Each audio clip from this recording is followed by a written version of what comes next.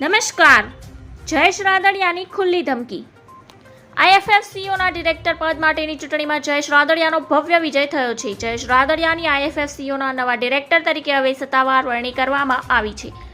ભાજપના મેન્ડેટ છતાં બિપિન પટેલની હાર થતાં ગુજરાતના સહકારી રાજકારણમાં ખળભળાટ મચી ગયો છે.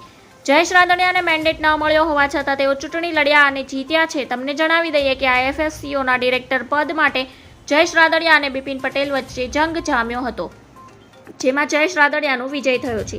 આ ઘટના બાદ સોશિયલ મીડિયામાં જયેશ રાદડિયાનો એક વિડીયો વાયુ વેગે વાયરલ થયો છે, જેમાં રાદડિયા એક સભામાં હુંકાર સાથે એક નિવેદન આપીને ખળભળાટ મચી જવા પામ્યો છે. રાદડિયાને સભામાં આઈએફએફસીઓને પોતાના બાપનું ખેતર ગણાવ્યું હતું. જયેશ રાદડિયાએ સભામાં લેવા પટેલ સમાજને ઠપકો આપતા જણાવ્યું હતું કે સમાજના નામે રાજકારણ રહેવા દેજો. સમાજની વાત આવી ત્યારે મેં રાજકારણ એક બાજુ રાખ્યું છે. સમાજમાં વ્યક્તિ આગળ જાય તો સહકાર આપજો. સમાજના આગેવાનને પાડી ન દે તે લેવા પટેલ સમાજ ના કહેવાય. સરદાર પટેલ બાદ બીજો સરદાર સમાજને મળ્યો નથી એ કમનસીબી છે. અમારો વિસ્તાર હોય કે ના હોય, જામકંડોળાના દરવાજા ખુલ્લા છે. ધન્યવાદ. જય